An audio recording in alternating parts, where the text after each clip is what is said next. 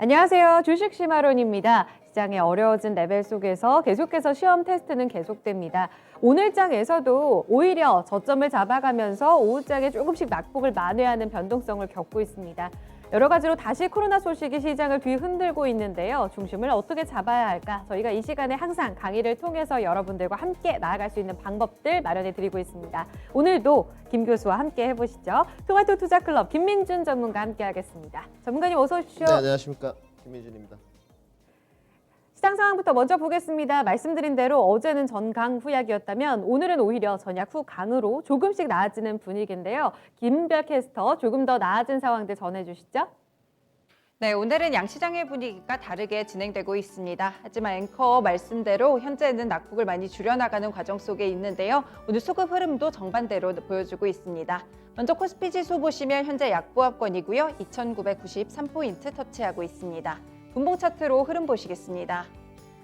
네, 오늘은 코스피가 10시 구간까지 회복해 나가면서 장중에 살짝 상승 반전하는 흐름까지 나타났었는데요. 하지만 이후로는 다시금 하락권을 보여줬고요. 현재 오후장 들어서 약간의 낙폭 축소가 있습니다. 하지만 3,000포인트 아래쪽을 터치합니다.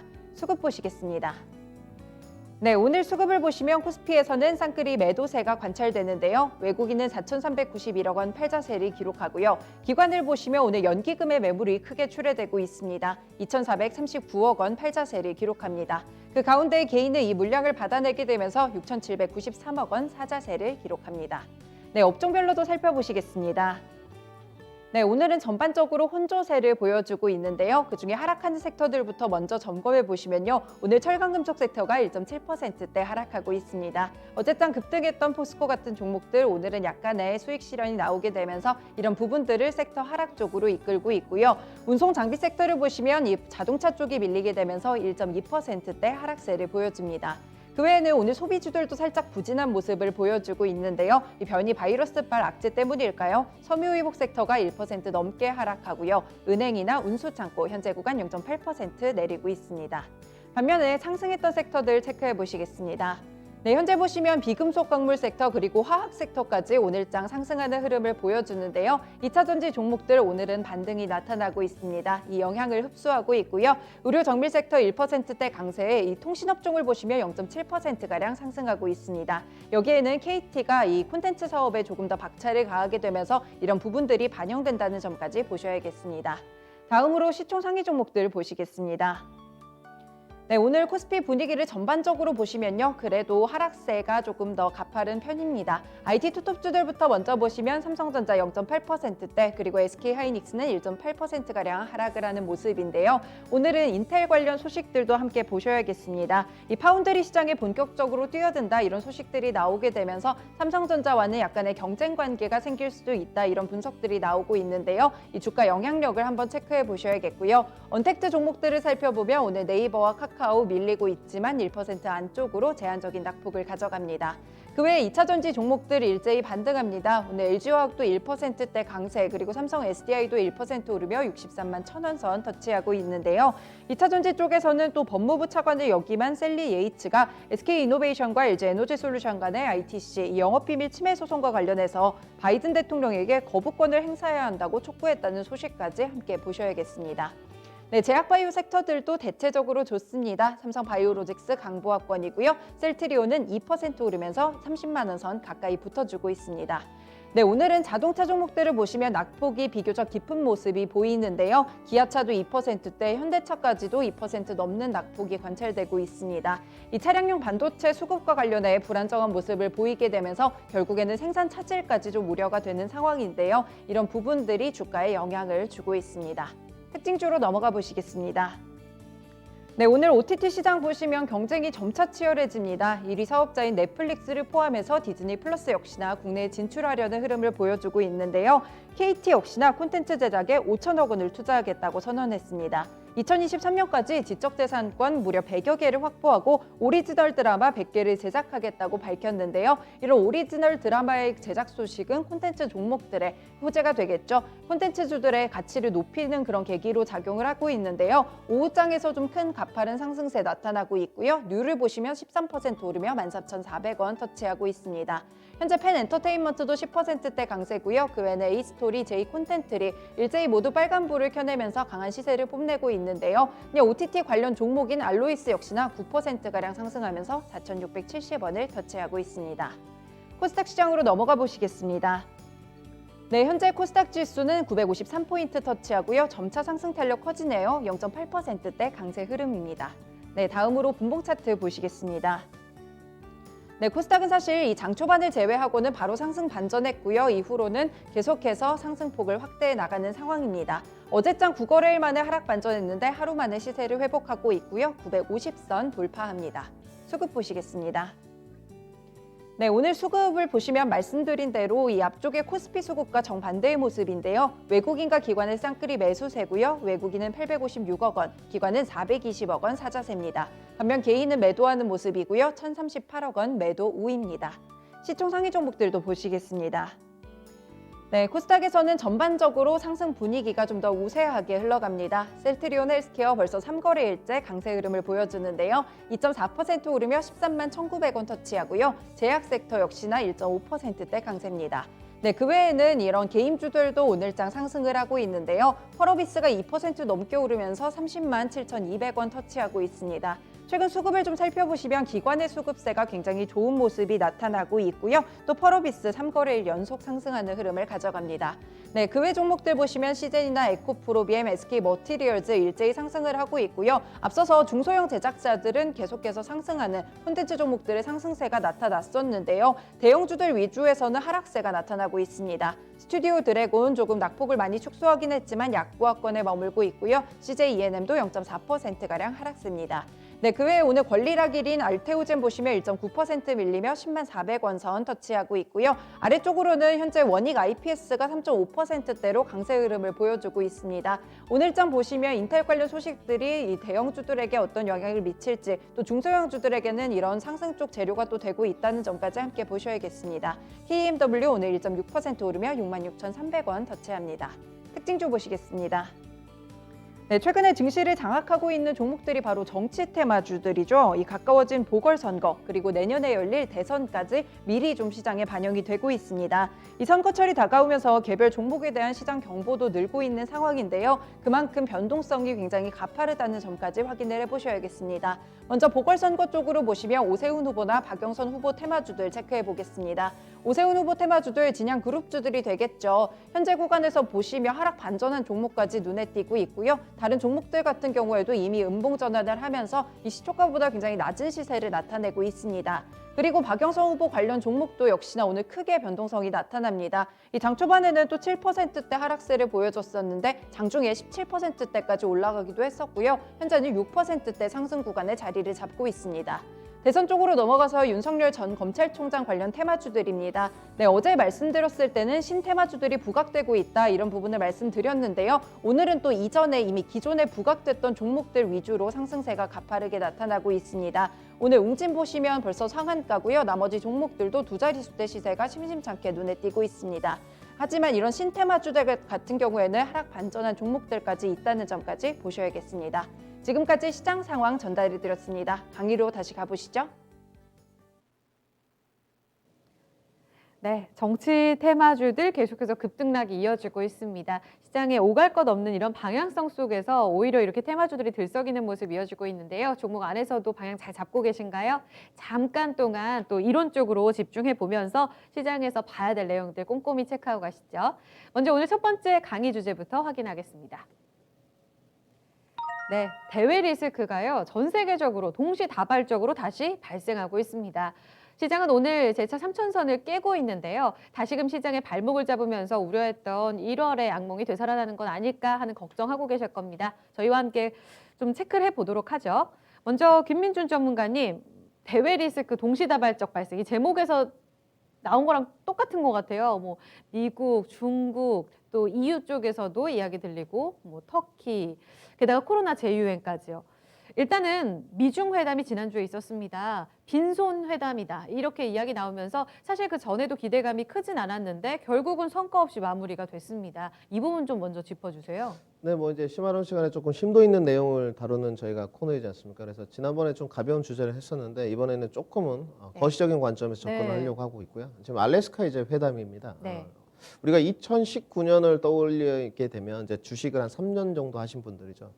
아마 좀 참담하셨을 거거든요. 기억나요? 네, 2019년에는 정말 증시가 좋지 않았었습니다. 그때 이제 입문하신 분들은 주식이 이렇게 어려운 것이냐, 주식시장에 다시는 발을 들이지 않겠다. 그리고 이제 2020년 신종 코로나를 맞이했기 때문에 더 안 좋으셨겠죠. 맞아요.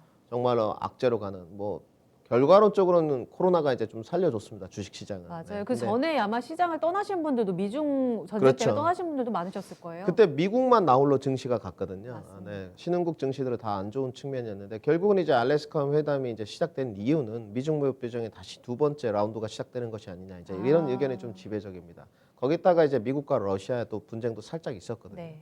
러시아 쪽에서 뭐 미국의 셰일 업체들에게 좀 복수를 하겠다든 뭐 결국은 이제 냉전 체제에서 신냉전 체제로 넘어가는 단계이지 않나 생각을 하는데요. 이렇게 좀 보고 있습니다. 이제 미중 무역급 고위급 회담이 있었는데 탁상공론이라고 전 좀 보고 있고요. 실질적으로 시장의 반응은 그때 당시에 10년물 국채 금리에 있었습니다. 모든 포커싱이. 그리고 FOMC에 이제 좀 몰두를 하고 있는 상황이었기 때문에 네. 10년물 국채 금리가 1.2를 넘어서 1.4까지 또 1.4를 넘어서 1.6 언저리를 오가고 있었을 때였거든요. 과연 이제 인플레이션이 가중되면서 유동성 공급이 축소되는 게 아니냐 이 이슈에 좀 파묻혀서 결국은 탁상공론 없이 실익이 끝나는데 그 과정은 제가 좀 지켜봤었습니다. 네. 실질적으로. 그런데 정말로 험악했거든요. 뉴스 포털 사이트에 나오는 것보다는 네. 내막을 좀 뜯어보니까 양쯔이죠, 양쯔 이제 네, 양제츠. 양제츠 이제 네. 분인데 그분이 이제 공무원 출신인데 30년 넘게 하셨었어요. 그래서 원래 발언 기회가 2분씩 주어지는데 네. 미국에서 발언 기회를 좀 길게 하다 보니 아주 정말로 고성과 이런 게 오가면서 10몇 분 동안 그게 고스란히 이제 방영이 됐거든요. 그래서 중국 쪽에서 굉장히 좀 환호를 하는 뭐 그런 것도 있었지만 그쪽에서는 오히려 내부적으로 성공적으로 회담이 그렇죠. 끝났다 이렇게 평가를 하더라고요. 어떤 중국인들의 어떤 기질이 좀 반영된 게 아닌가 생각을 하고 있는데 이제 미국에서는 지금 정권 초기지 않습니까? 그렇죠. 결국은 이제 정권 초기에 좀 퍼포먼스를 행한 건데 네. 이 부분이 크게 뭐 문제될 것 같지는 않고요. 지금 이슈가 이슈를 묻힌다. 뭐 영화에 이런 내용도 좀 있습니다. 근데 시장 반응이 금리 인상과 인플레이션에 몰두되어 있는 상황이기 때문에 그냥 소리 소문 없이 좀 넘어가는 형태였습니다.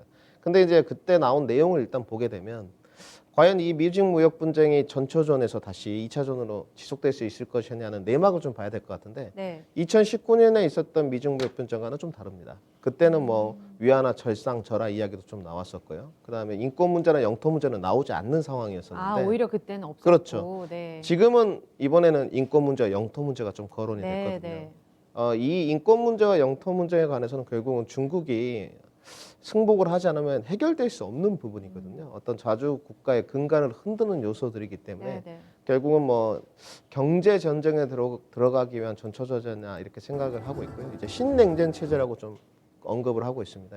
이제는 뭐 군사력을 동원해서 미사일을 쏘고 이런 시대는 지났기 때문에 소리 없는 외교 경제 전쟁이 좀 시작되지 않았나 이렇게 좀 생각을 하고 있습니다. 성과는 없었고 오히려 시장에는 묻혔지만 신냉전 체제로 접어들고 있는 시그널이 확인됐던 회담이다. 이렇게 말씀을 하셨습니다. 추가적으로 그런 내용들을 아마 조금 피부로 느끼실 게 회담 끝나고 나서 미국뿐만 아니라 EU 같은 서방 국가에서 이 신장 위구르 지역 탄압과 관련한 고위 관리들에 대해서 중국 쪽으로 제재를 추가적으로 좀 단행하는 모습이었습니다. 이렇게 되면 지금은 시장에 묻혀 있지만 결국 다시 한번 이번 주에 들썩인 것처럼 미중 간의 갈등이 시장의 리스크로 다시 좀 본격화되지는 않을까요? 네, 그렇죠. 이런 부분을 이제 점검하는 것도 주식을 하는데 굉장히 큰 요소가 됩니다. 결국은 이제 주식을 거시적인 관점에서 보자면 결국은 경제 논리로 좀 이어지게 돼 있거든요. 네. 이제 경제 패권 논리 쪽에서 이제 뭐 실질적으로 보게 되면 양 국가 간에 어떤 소리 없는 전쟁은 일어나고 있는 측면이거든요. 네. 이것이 이제 우리가 주식으로 받아들이는 불거진다든지 뭐 위안화라든지 달러라든지 뭐 무역 제재를 한다든지 이런 수순으로 이어지는 네. 관계가 되거든요. 그래서 거시적인 관점에서 결국은 뭐 좀 세미로 한다면 지수의 향방을 측정하는데 이것이 도움이 될 것 같고요. 네. 역시나 이 알래스카 회담이 끝나고 난 다음에 이제 서방 국가와 어떤 중국과 러시아, 북한의 뭐 대결 구도 양상으로 좀 가지 않았나 생각을 하고 있고요.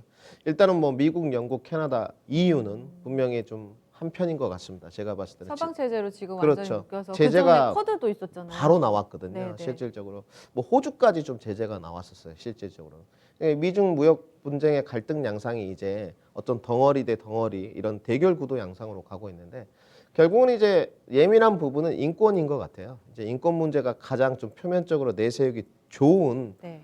주제지 않습니까? 이제 인권 탄압하지 말아라. 이제 민주주의 사회이기 때문에. 네. 근데 중국이 표명하는 민주주의는 지금 사회주의라는 표현을 쓰지 않습니다. 실질적으로. 그래서 어떤 표현을 쓰냐면 중국식 민주주의라는 표현을 쓰거든요. 그러니까 너네가 주장하는 일반적인 민주주의, 뭐 이데올로기적 민주주의, 뭐 공산주의 이런 대결 구도가 아니고 네. 우리의 중국식 민주주의가 있다. 이렇게 좀 이야기를 하는 쪽이고요. 이걸 존중해 달라. 네, 그렇죠. 우리의 어떤 관습과 문화가 따로 있는 편이다. 이렇게 주장하는 쪽이고요. 네네. 서방 국가에서는 이제 신장 위구르에 관해서는 언론 보도를 통해서 내용들을 보게 되면 굉장히 좀 심각한 수준이거든요. 네. 저희 뭐 방송을 통해서는 이 정도만 전달해 드리는 게 맞을 것 같고요. 오해의 소지가 있을 수 있기 때문에 단지 이제 인권 탄압을 동시다발적으로 제재했다는 측면은 분명히 눈여겨볼 필요는 있었습니다. 왜냐하면 이 다발적으로 제재를 했다는 측면은 중국이 분명히 무역 거대 국가거든요. 네. 세계 2위이지 않습니까? 네. 군사력도 2위고 그러면 중국은 분명히 복수를 할 거거든요. 네. 뭐 수출을 제한한다든지 수입을 제한하든지 어떻게든 무역적으로 보복을 할 건데 그러면 우리가 이제 생각하는 원자재 쪽이라든지 선물 시장에 분명히 급변동이 있을 수 있습니다. 그렇기 때문에 이 부분은 좀 눈여겨 두셔야 될 것 같고요. 이 인권 탄압에 대한 이제 동시다발 제재를 하게 된 게 근간이 글로벌 마그니츠키라는 어떤 인권 책임법에 제안한 근거입니다. 내용을 네. 좀 보게 되면 심각한 인권 탄압이나 부패에 관여한 인사들에 대해서 재산을 동결하고요. 비자를 제한할 수 있고 기업 거래 금지 내용을 담고 있습니다. 그렇기 때문에 지금 뭐 이제 미중 무역 분쟁이 이제 또다시 2019년처럼 도래된다면 주식시장이 하방으로 가는 것이 아니냐. 네. 너무 이제 끔찍한 이야기인데 아직까지는 이 미중 무역 분쟁의 이슈로 지금 주식시장을 덮기에는 좀 부족한 측면이 있는 것 같습니다. 영토나 인권 문제만 좀 거론이 되기 때문에 지금은 뭐 우위를 좀 점하기 위한 다자적 접근법이지 않나. 신경전? 네, 신경전 정도로 표현하는 것이 가장 적합한 포커싱인 것 같습니다. 그러니까 중국 대 미국이 아니라 말씀하신 대로 이제 북중러 쪽으로도 밀착하는 이런 모습들이 포착이 됐잖아요. 이렇게 되면서 서방 대 북중러 이렇게 뭔가 신경전이 더 양극화되는 모습을 나타내고 있는데 아직까지는 그렇게 우려스럽진 않다라고 보신다는 네, 거죠? 그렇죠. 알겠습니다. 계속해서 저희가 리스크 요인을 체크해드리고 시장 영향으로 넘어가 볼게요. 그리고 어제 들렸던 이야기는 또 터키 쪽에서 시리아에 17개월 만에 첫 공습이 있었다. 그리고 그 전에 터키 리라화가 그 전날 급락했었잖아요. 뭐 에르도안 대통령의 막무가내식 정치 때문이다. 뭐 이러면서 잡음도 많더라고요. 근데 사실 우리가 알고 있지만 굉장히 터키 쪽에서 우리 시장에 영향을 미칠 만한 굉장히 가까운 이웃 나라는 아님에도 불구하고 글로벌 금융시장에서 어떤 환율 한쪽으로 좀 치우치는 이런 변동성이 커지면 결국은 우리도 같이 좀 영향을 받기 마련입니다. 이런 측면에서 뭔가 터키 쪽의 이런 리스크가 잠재적인 위험 요인이 되진 않을까? 여기에 대해서는 어떻게 생각하세요? 네, 뭐 그 부분은 이제 결론부터 답변을 좀 드린다면 크지는 않을 것으로 좀 보고 있고요. 이제 지정학적 리스크라고 좀 봐야 되겠죠. 일시적인 지정학적 그렇죠. 리스크다. 주식시장의 지정학적 리스크가 분명히 변동성을 좌지우지했던 시절이 있었습니다. 뭐 북한에서 핵미사일 실험을 했다 그러면 지진 관련주들이 뭐 급등을 하고 맞아요. 주식 좀 오래 하신 분들 아실 거예요. 이게 4, 5년 전 이야기거든요. 네. 그때만 해도 막 급등으로 갔었습니다. 핵 실험한다 그러면 또 주가가 뭐 장중에 뭐 1, 2%씩 내려가고 또 그 다음 날 저가 매수세가 들어오는 이제 이것도 다 어떤 한반도 정세의 지정학적 리스크인데 조금 넓혀서 이제 네. 터키 지역의 지정학적 리스크가 영향을 줄 수 있는 거냐 근본적인 원인이 무엇이냐 보게 되면 종교적인 것이거든요. 네, 네. 역시나 이제 중동 지역으로 조금 넘어가면 터키와 거리는 있습니다만은 이제 알라를 믿는 시아파와 수니파의 대결 구도가 상당히 첨예하거든요. 네. 역시나 그것을 조금 더 이제 우리가 유식하게 표현해 보게 되면 사우디와 이란의 중동의 맹주 자리를 놓고 다투는 거거든요. 종교적인 원인 때문에. 그리고 오페크 국가의 수장과 비오페크 국가의 수장이라고 좀 봐야 되겠죠. 중동 지역 안에서는. 네. 이런 게 종교적인 원인에 근거한 부분인데 이것이 이제 지정학적 리스크를 볼 때는 유가 상승 이슈가 될 수 있습니다. 솔직히 말씀드려서.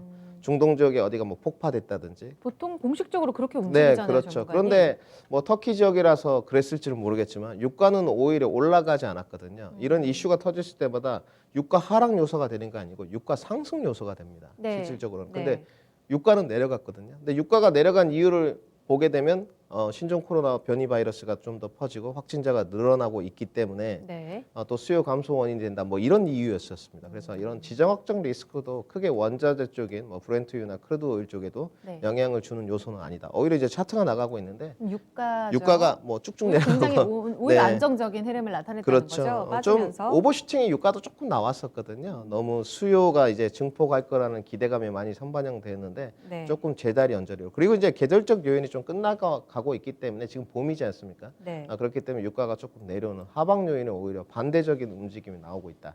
이렇게 좀 설명을 드려야 될 것 같습니다. 알겠습니다. 계속해서 체크해드리고 있는 대외 리스크가 시장을 흔들 만한 요인은 아니다 이렇게 압축이 되고 있습니다. 그 이유인즉슨 금리 자체에 워낙 민감해져 있고 조금 전 보신 것처럼 지정학적 리스크라면 원자재 쪽이 들썩여야 되는데 여기도 굉장히 고요했다는 겁니다. 이런 근거를 들어봤을 때 그런 궁금증이 들어요. 결국 근데 시장이 또 답을 말해주는데 오늘은 또 이렇게 힘이 없는 시장 흐름이 나타나고 있지 않습니까? 결국은 대외 리스크, 지금은 우리가 금리에만 집중하고 있지만 결국 지수가 먼저 빠지고 후발적으로 뉴스가 나오는 경우도 많잖아요. 뭐 미중 갈등 다시 뭐 도래한다. 뭐 이런 이야기 들릴까 봐 굉장히 또 두렵습니다. 오늘 나오고 있는 코로나19 뭐 재확산과 관련된 내용들까지 총 집합해서 그렇다면 지금 시장을 어떻게 봐야 되는지 재차 3천선이 깨진 가운데서 다시금 시장을 발목 잡을 요인은 없다고 보시는지 추가적으로 좀 여쭤볼게요. 이렇게 좀 정리를 해야 되겠죠. 오늘의 주제가 이제 대외 리스크 동시다발적 발생하면서 어떤 시장의 불안 요소가 되느냐 이거지 않습니까? 그렇죠. 그러면 이렇게 좀 봐야 되겠죠. 시장의 불안 요소가 이제 될 수 없는 근거를 이제 말씀드려야 되지 않습니까? 미국이 지금 정권 초기지 않습니까? 그렇기 때문에 내부 단속을 하기에도 좀 바쁘거든요.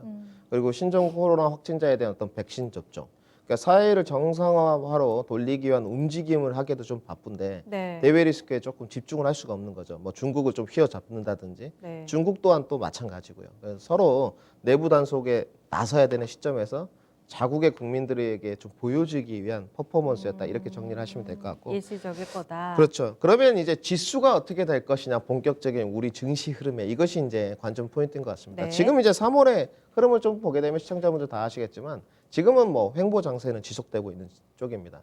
박스권 상단을 좀 보게 되면 3,120선 코스피, 하방을 좀 보게 되면 2,950선, 중심선은 역시나 3,100선 언저리거든요.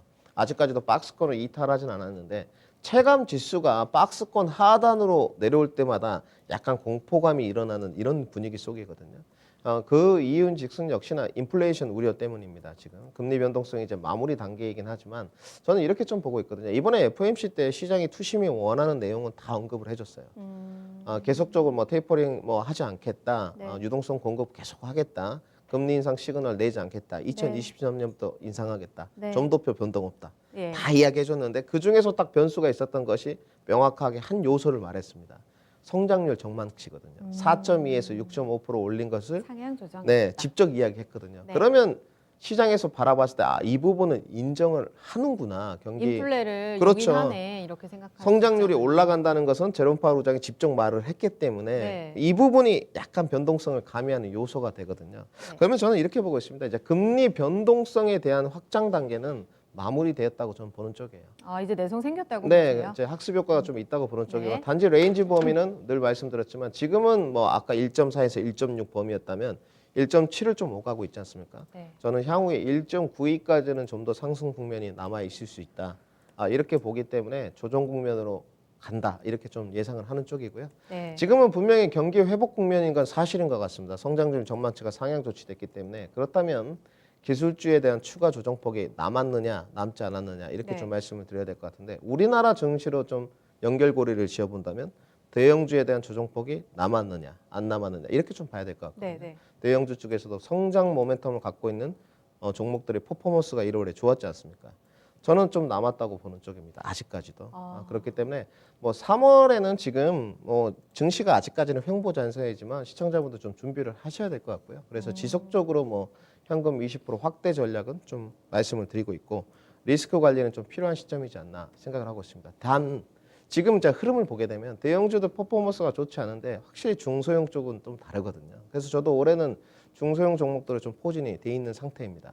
결국은 내가 갖고 있는 종목에 어떻게 손실을 줄여가고 또 보유적인 종목으로 어떻게 수익을 내가면서 네. 중소형 종목을 선취하면서 비중을 20%를 확보할 것이냐. 이제 이게 게임 체인저가 지금 되고 있는 형국이거든요. 네. 이제 개인 트레이더 분들이 이제 이 부분을 하시기가 참 어려운 측면은 좀 있습니다. 그래도 뭐 아픈 살을 환부를 우리가 도려낸다고 하는데 환부를 도려내더라도 미리미리 좀 유비무환의 자세로 준비하는 게 좀 좋지 않나 이렇게 좀 말씀을 드리겠습니다. 3월이 마지막 기회일 거야라고 사실 먼저 말해주셨어요. 네. 대형주 같은 경우에는 4월이 더 안 좋을 거기 때문에 3월에 좀 잘 챙기자 말씀하셨는데 그러면은 4, 5월에 재차 하방이 더 열릴 수 있는 가능성은 미 금리가 1.9% 그 이상까지도 좀 가능성을 열어뒀기 때문이다. 이렇게 정리하면 될까요? 네, 저는 10년물 국채 금리는 1.9까지 지속적으로 오른다고 보는 쪽입니다. 그리고 네. 대형주에 대한 어쨌든 대형주가 코스피 200에 포진이 많이 돼 있지 않습니까? 특히나 성장성을 갖고 있었던 코스피 200 종목들이 아직 하방 지지대가 만들어지지 않았다고 보는 쪽이기 때문에 4월에 일단 1분기 실적이 시작되면 물론 네. 종목공 장세는 연출이 될 겁니다. 네. 그렇다면 실적이 좋은 종목은 살아남겠지만 그렇다고 해서 반등이 아주 급격하게 나오면서 예전에 다시 있었던 시장을 신고가 주도할 정도로. 네, 신고가 언저리로 빠르게 뭐 급등으로 갈 것이냐 저는 그렇게 보지는 않고 있거든요. 네, 네. 그렇다면 오히려 추가 낙폭이 금리가 조금씩 올라갈 때 내려가고 하방 지지대가 형성되면서 다시 한번 이제 공매도 이후에 올라간다는 측면으로 좀 보고 있거든요. 네. 그런 측면으로 보게 되면 코스닥 시장은 코스피 대비 나쁘지 않거든요. 지금 음. 역시나 그래서 중소형주 종목 쪽으로 좀 수급이 오고 있지 않나 이렇게 좀 생각을 하고 있습니다. 알겠습니다. 결국 답은 4, 5월에 좀 변동성이 커질 때 실적에 강할 수 있는 또 개별적인 힘을 갖고 있는 중소형주 위주로의 또 포트 재편이 필요할 것 같고요. 계속해서 리스크 관리 속에 현금 20% 챙겨가는 전략은 변함없습니다. 매크로적인 측면에서 시장에 좀 잠재적인 리스크가 있지 않을까 이런 부분들 좀 체크를 해봤는데요. 최근 우리의 피부로 느껴지는 이런 리스크들은 크게 시장을 뒤흔들진 않을 거다. 다만 계속해서 우리의 발목을 잡고 있는 금리는 유념해서 살펴봐야 될 것 같습니다. 첫 번째 강의 주제에 대한 답 들어봤고요. 두 번째 강의 주제로 가겠습니다. 네, 감사보고서 누구냐 넌 이렇게 제목이 달렸는데요. 오는 26일부터 해서 이번 주 다음 주 슈퍼 주총대입니다. 슈퍼 주총 위크라고 불릴 수 있겠죠. 그래서 이달 말은 아무래도 이 감사 보고서 제출에 따라 기업들의 운명이 좌지우지될 거다라는 이야기가 이달 초부터 있었습니다. 그리고 실제로 갑작스럽게 감사 보고서 의견에 따라서 좀 정지되거나 급등락하는 종목들을 너무나 많이 보셨을 텐데요. 여기에 대해서 좀 뜯어보도록 하죠. 김민준 전문가님, 뭐 기업들 살생부라는 말까지 나올 정도로 감사 보고서가 도대체 뭐길래 하는 질문이 먼저 듭니다. 이 부분 먼저 원론적으로 좀 짚고 가볼까요? 네, 뭐 이 주제는 솔직히 저희 희재 앵커님께서 준비를 제가 해주셨고요. 너무 궁금해가지고. 제가 간만에 10년 만에 상법을 다 뜯어봤습니다. 코스닥 상장 규정인데 참 교수님께서 기억이 하나하나 좀 체크를 네, 해주셨죠. 새록새록 났고요. 지금 이제 이 이슈를 들고 온 이유가 뭐냐면 작년에 유동성 장세가 많았지 않습니까? 그렇기 그랬죠. 때문에 기술적인 접근 포인트를 갖고 종목을 뭐 트레이딩 관점에 단타 접근을 하신 분들이 좀 있어요.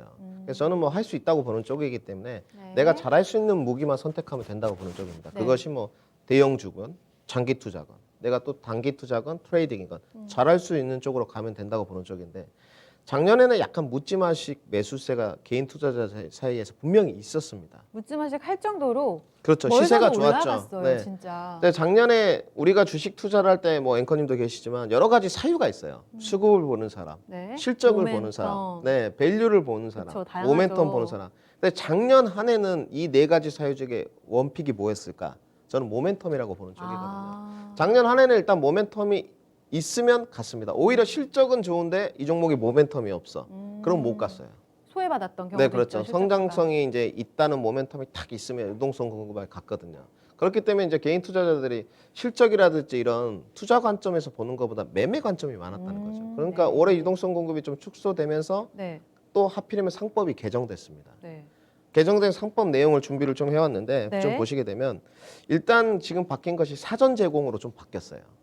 기존에는 현장 제공이 가능했습니다. 이 부분 때문에 기업들이 상당히 애를 먹고 있거든요. 그래서 기한이 너무 타이트하다 네, 이런 그렇죠. 이야기가 나온 거군요. 사전 제공을 해야 되니까 이제 기한이 네, 타이트한 맞춰야 겁니다. 되는. 이제 올해 정기 주주총회를 개최하는 이제 12월 결산 상장 법인이 있는데 2,351개 삽니다. 근데 주총을 이제 소집하기 전에 통지를 할 때 네. 사업 보고서 이제 외부 감사법에 따른 감사 보고서를 함께 공고를 해야 되거든요. 네. 이것이 이제 조금 현장 제공할 때는 기간이 타이트하지 않았는데 사전 제공을 하다 보니까 이제 바쁜 거예요. 그렇죠. 그리고 왜냐하면 외부 감사를 실시하지 않습니까? 네. 그래서 이제 회계사들이 와가지고 뭐 3일부터 시작해서 삼덕, 한양 이런 데서 기업 보고 이제 감사를 한단 말이죠. 네. 이제 포청천 같은 사람들이 오는 거죠. 네. 너네 뭐 실적이 얼마 나왔어? 아, 이런 정말로 감사 이제 시즌 너무 그렇죠. 떨더라고요, 기업들이. 그러니까 저는 중소형 종목이 오히려 이 이제 감사 시즌 좀 더 끝나면 한 4월 초순까지는 조금 더 좋지 않을까 생각을 좀 하는 쪽이에요. 근데 이제 회계사 이제 표시 감사 의견을 보게 되면 네 가지로 분류가 좀 되는 측면이거든요. 네. 첫 번째는 이제 적정 의견. HTS를 열어보시면 거의 뭐 뉴스 센터에 들어가면 다 나와 있거든요. 네. 적정 의견이 나온 기업들은 뭐 올 한 해는 향해를 하는데 문제가 없다고 보시면 될 것 같고.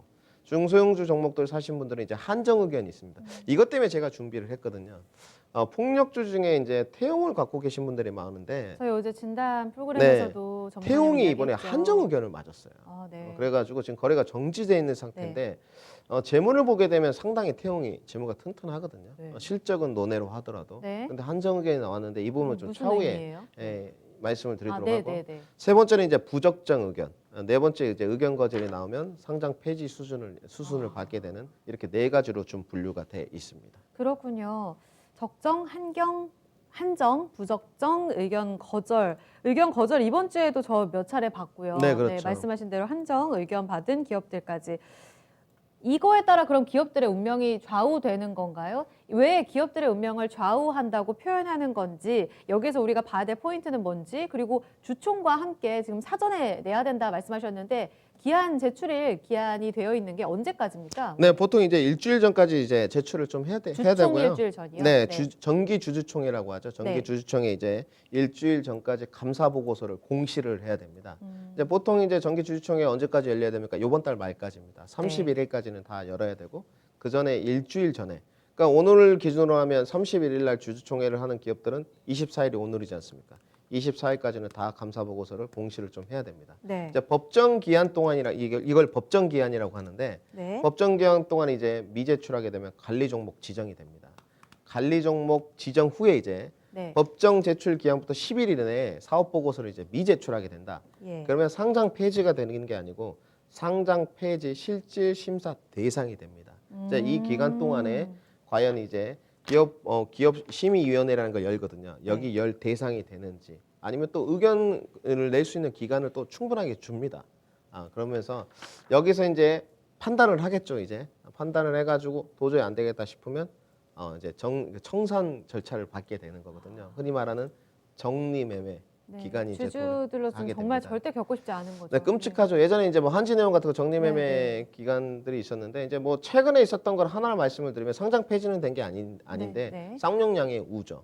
상당히 이제 시멘트의 어떤 대장 주격인데 아, 우선주를 이제 없애면서 정리매매 기간을 줬었는데 네. 이 정리매매 기간 동에는 시청자분들 알아두셔야 될 게 상하 제한이 없습니다. 네. 그렇기 때문에 뭐 90%가 급등했다가 뭐 내려갔다가 막 이렇거든요. 정말 이제 끔찍한 정리매매 시간인데 지금이라도 포트를 좀 열어가지고 네. 아직까지는 괜찮거든요. 이제 의견 거절이나 이런 기업들이 나오기 전에 재무제표를 좀 확인하시고 4년 연속 적자를 기록하게 되면 상패 적격성 실질 심사 대상이 됩니다. 그렇기 네. 때문에 이런 연속적으로 적자를 기록하는 기업을 내가 갖고 있다든지 이런 부분은 좀 체크 포인트를 가져가셨으면 좋겠습니다.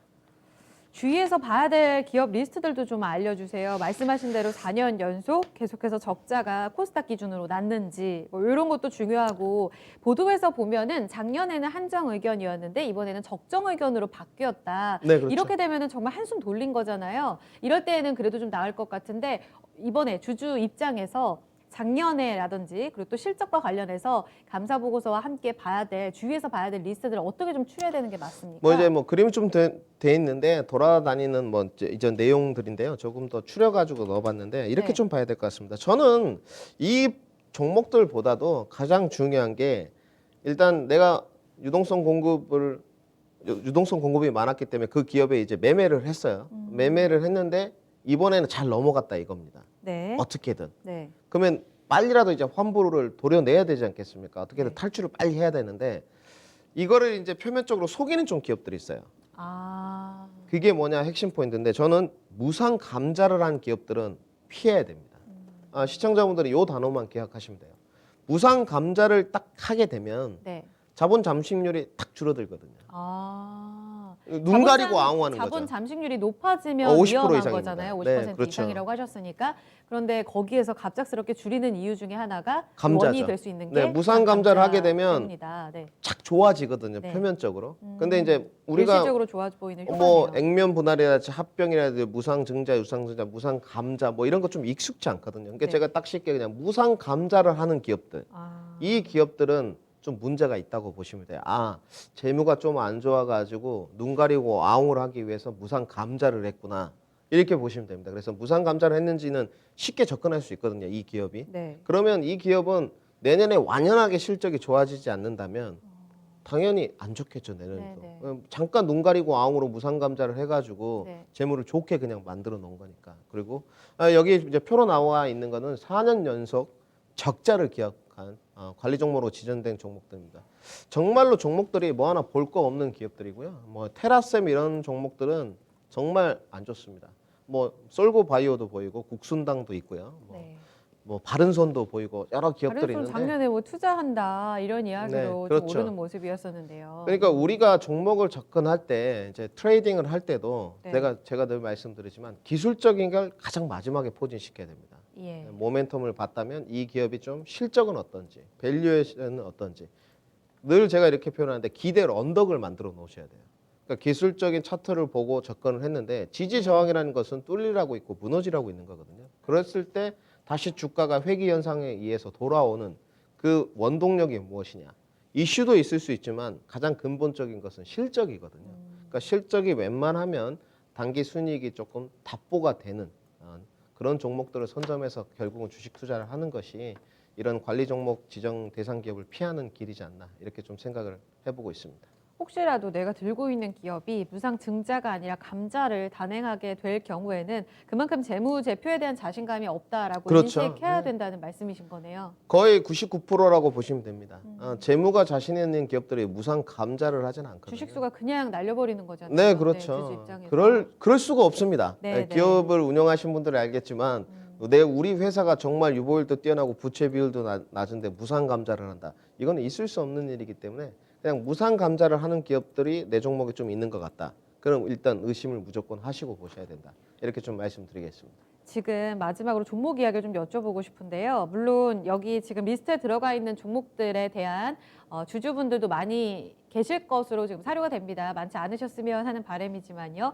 그런 가운데 아까 얘기하셨던 태웅 같은 경우에는 사실 지난 분기 그러니까 작년에 2, 3분기는 꽤 그래도 실적이 괜찮았다고 네, 하셨잖아요. 그렇죠. 그런데 갑작스럽게 이번 감사 보고서 때 한정 의견을 받아서 거래가 정지에 들어갔고요.